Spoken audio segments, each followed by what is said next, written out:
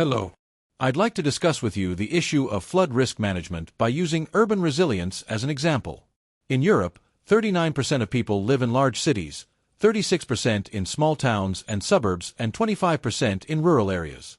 It's important to consider flood risks from an urban planning perspective, not only in terms of population distribution, but also the extent of the human, functional, material, economic, and health impact that flooding can have in urban areas. During event stage and post-event stage, the tangible and intangible structure of the neighborhood can affect the vulnerability of these areas. The fact that climate disasters are having a growing impact and causing increasing damage is no longer up for debate. But what can be done to address this? I'd like to start with a brief definition of hydrology, and then I'll talk about a pioneering resilience model in the synthetic structuring of resilience in urban engineering. While this model provides a comprehensive approach, it was designed according to studies on urban resilience against the risk of flooding. Then, at the end of this video, we'll look at a modern district that survived a major flood without undergoing any damage. Flooding is one of the most common and devastating natural disasters that can happen in cities and urban areas. These floods are linked to the growing number of extreme weather events due to climate change, but they can also be caused by soil sealing, as well as depleted forests and changes in agricultural production practices in specific catchment areas. In terms of hydrology, a distinction is often made between floods caused by a river that slowly overflows following rises in water after intense rainfall that may occur in a location far upstream of the area that has been flooded, resulting from excessive rainfall in a localized area that leads to torrential downpours which can overwhelm drainage systems. This type of flooding is common in regions with a Mediterranean-type climate, caused by melting snow that rapidly thaws in spring, which can cause river levels to rise significantly, or from rising sea levels in coastal areas which result in coastal flooding. Depending on the type of flood, early warning systems can be highly effective in anticipating these events and informing residents of imminent flood risks. These systems incorporate cutting-edge meteorological and hydrological monitoring technology.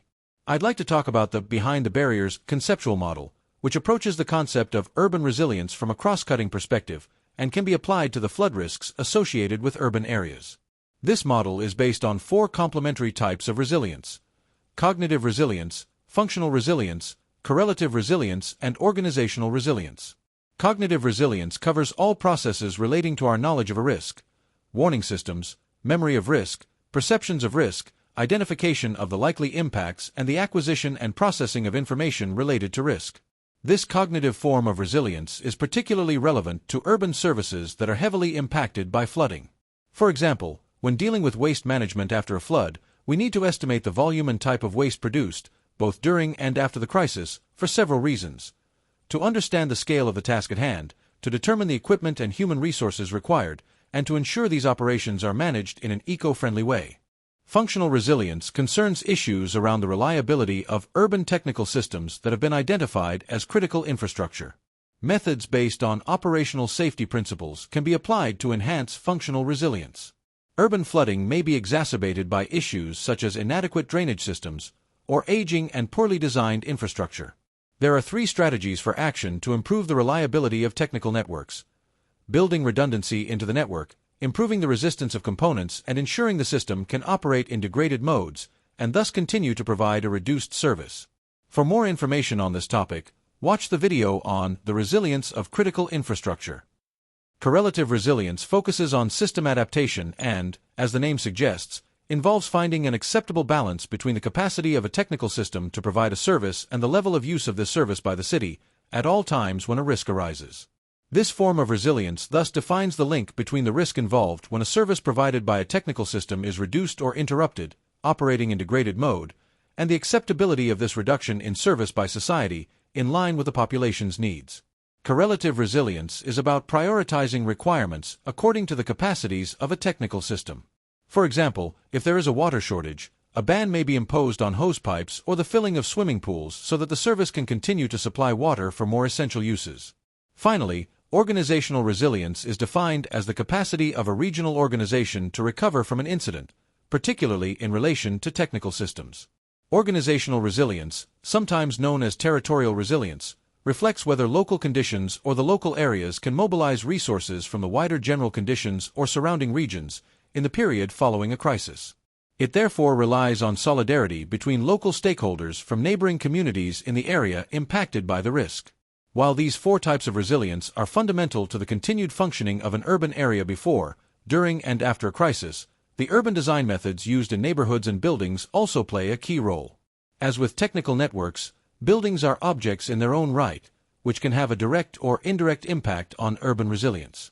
There are many examples of this, such as Hafencity in Hamburg, where ingenious protection techniques have been developed to ensure buildings remain watertight in the event of flooding.